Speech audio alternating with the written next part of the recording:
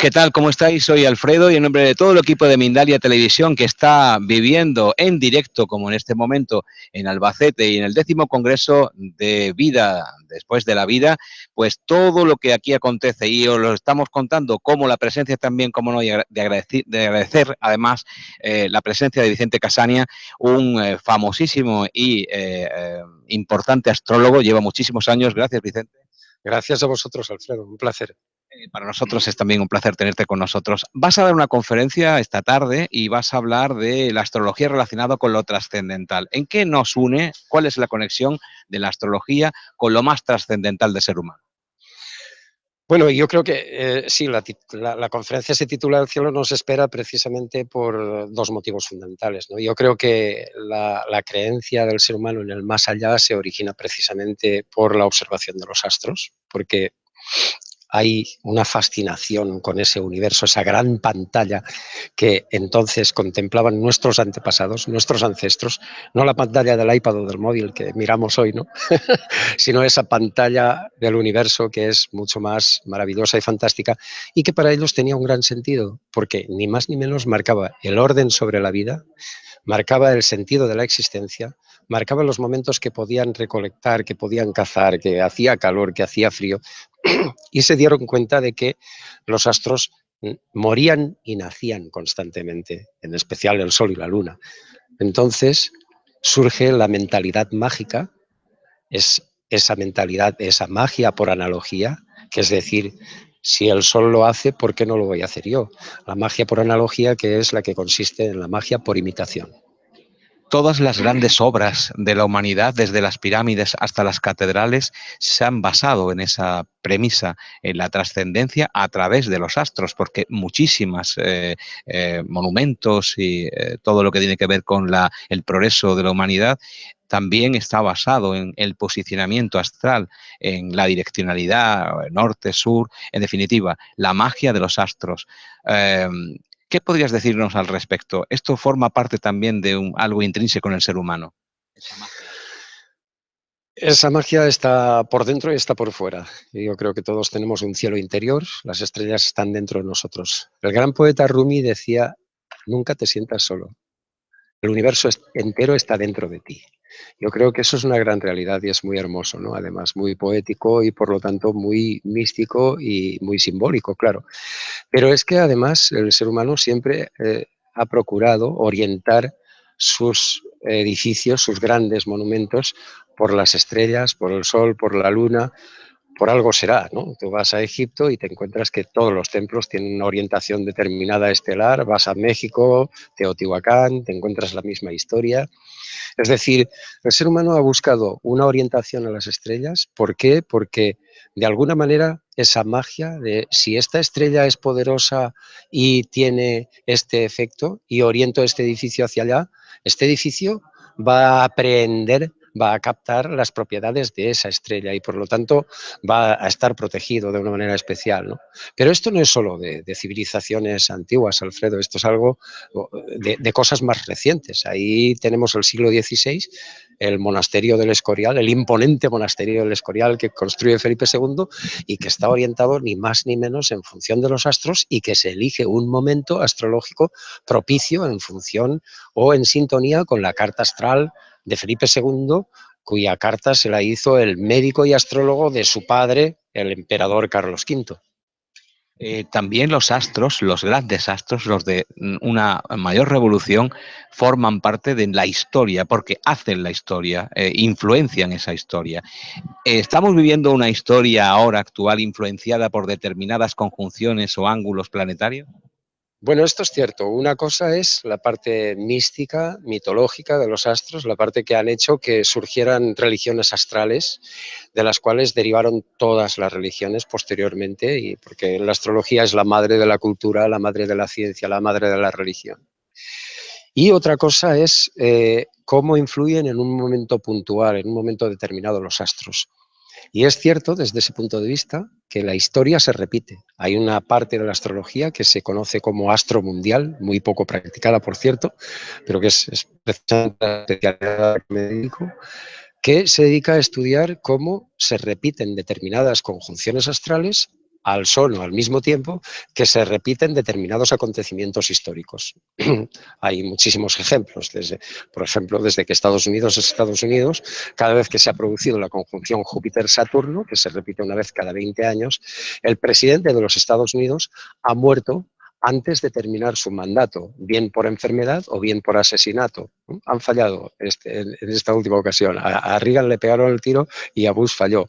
Funcionará con Trump, que es el que cumple el próximo ciclo, ya se verá. Pero hay otros ciclos que igualmente nos demuestran que la historia es repetitiva de una manera muy clara y ocurre con grandes países, ocurre con la economía, con la religión, con largo, etcétera. Actualmente, sin ir más lejos, desde finales de la década pasada, de la primera década de este siglo XXI, hasta el 2020 aproximadamente, hasta principios de lo que será ya la tercera década, está el mundo dominado o bajo la cuadratura de Urano y Plutón, una cuadratura que es absolutamente histórica y que tiene mucho que ver con esta grave crisis que está ocurriendo a nivel internacional, una grave crisis económica, de valores, política y de un largo etcétera, y de todos estos desmadres que parece que estén ocurriendo, parece que se le está dando la vuelta al mundo patas arriba. Y esto ocurre siempre que hay estos aspectos de tensión entre Urano y Plutón, se produce una época de unos 10 años absolutamente dramática. Sin ir más lejos, la última vez que ocurrió fue precisamente en los años 30, y es cuando ocurre la grave crisis de Wall Street, y ahí empieza una década en la que sube el nazismo al poder, una década grave de crisis económica durante toda la década, que a la que parecía que estaban saliendo de ella, las cosas vuelven a agravarse y que finalmente, como suele ocurrir con las graves crisis de verdad profundas, desembocó en la Segunda Guerra Mundial, ¿no? Un aspecto que siempre que ha habido una tensión entre Urano y Plutón, ha habido una etapa de grandes revoluciones, de grandes utopías, de grandes rebeldías, de lo que estamos viviendo hoy en día, definitivamente, ¿no? Y de una grave crisis económica que se alarga muchísimo en el tiempo. El paso de Saturno ahora que comienza por Escorpión, sale de Sagitario y ha aliviado mucho los Géminis a todos los Sagitarios. Y esto también tiene que ver con España, porque hablamos de un país de Sagitario. Estos problemas, conflictos, situaciones que vivimos en España se van a aliviar cuando ya Saturno entre mejor en Capricornio. Sin duda sí. Lo que ocurre es que con España no solamente es que España sea un país de Sagitario, como se suele decir desde tiempos de Ptolomeo, sino que aquí se ha producido un ciclo que también es repetitivo, que si es determinante, por ejemplo, para Rusia y Cuba, este ciclo entre Saturno y Neptuno que hay actualmente todavía es absolutamente determinante para la historia de España.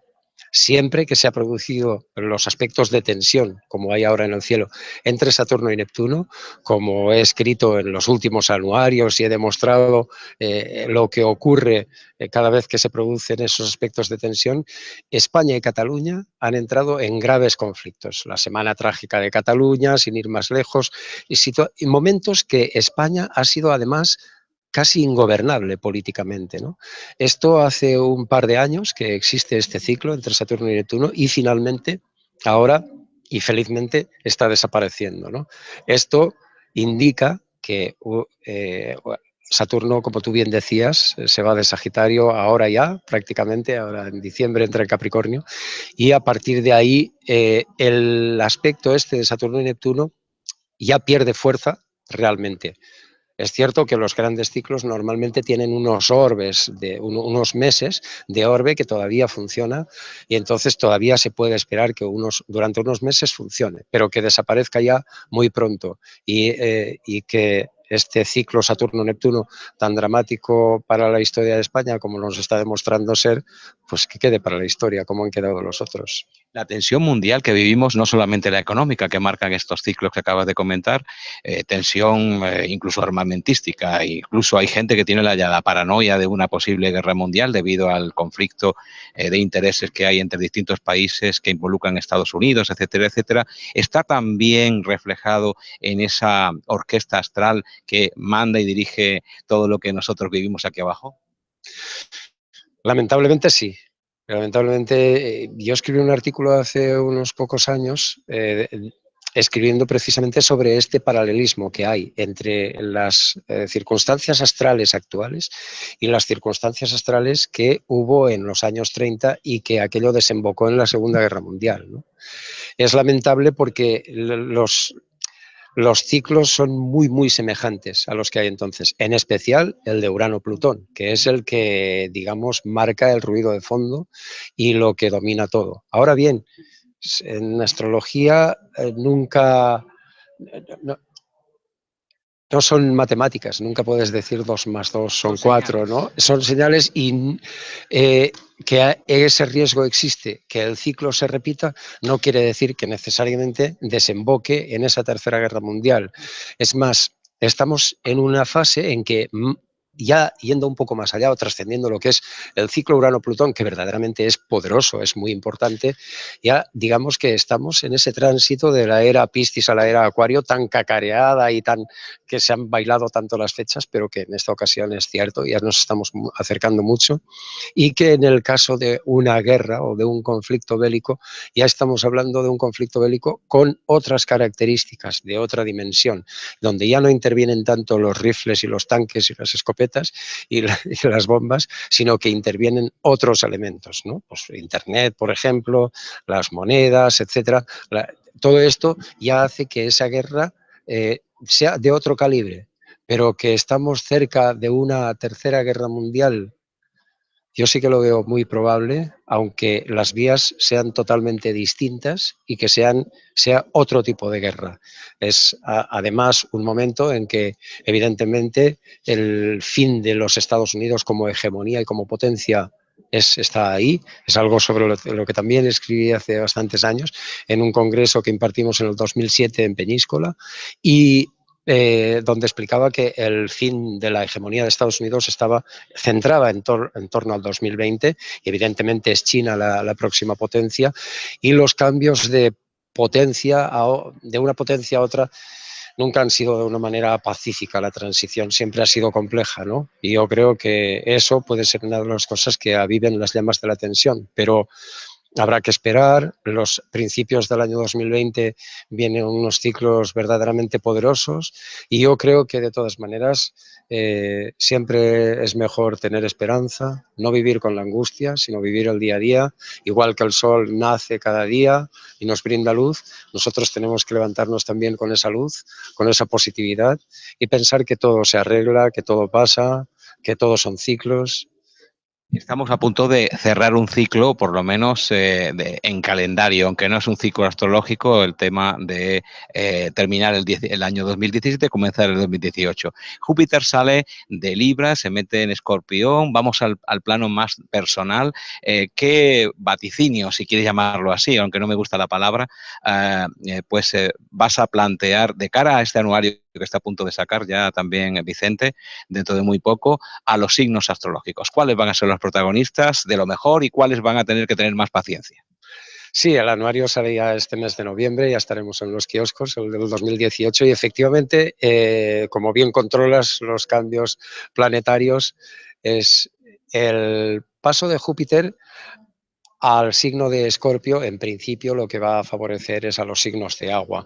Ya sabes que en esto es importante ver la carta astral, que marca muchas diferencias de un Escorpio a otro, pero es cierto que Júpiter entre en Escorpio pues da una etapa o un año, que es el tiempo que va a estar en Escorpio, un año de grandes oportunidades a todos los signos de agua, que son Escorpio, Cáncer y Piscis, y que eso se traduce a todos los niveles, ¿no? Una buena etapa para crear empresa, para hacer viajes inolvidables, para empezar estudios, para enamorarse o para conquistar algo que sea un gran sueño para uno, ¿no? La verdad es que Júpiter siempre trae un crecimiento, una expansión. Lo que pasa es que siempre hay que tener cuidado. Todo planeta tiene su luz y su sombra y no conviene idealizar a Júpiter ni ningunear a Saturno o decir que Saturno es el malo de la película, ¿no? Y en este sentido, pues por ejemplo, Júpiter también puede llevar a un exceso de ilusión, de idealismo, quijotismo y luego acabar en decepción, en desengaño, ¿no? Y en este sentido tiene su peligro también y sobre eso hay que andar con pies de plomo. Con ilusión sí, pero con sentido de la realidad, digamos, en base a lo que puedas conseguir por esfuerzo, por ilusión, por ganas, por trabajo, ¿no?